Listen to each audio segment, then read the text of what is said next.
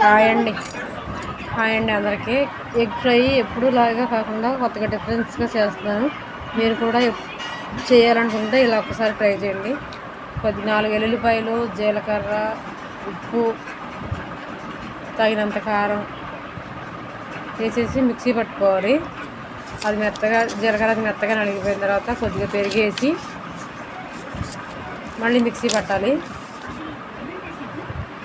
Mixie పట్టిన తర్వాత ఇలా వచ్చేస్తుంది. ఇలా వచ్చిన తర్వాత కోడిగుడ్లు ఉడకబెట్టుకుని పక్కన పెట్టుకుని వాటికి నాట్లు పెట్టేసుకుని 3 స్పూన్లు ఆయిల్ వేసుకుని ఆయిల్ వీటెక్కిన తర్వాత ఎగ్స్ వేసి కోడిగుడ్లు వేసేసుకుని కొంచెం వేగించుకోవాలి. మరీ ఎర్రగా అక్కర్లేదు, కొద్దిగా కొంచెం గోల్డ్ కలర్ వచ్చేంత వరకు వేగించుకుంటే చాలు.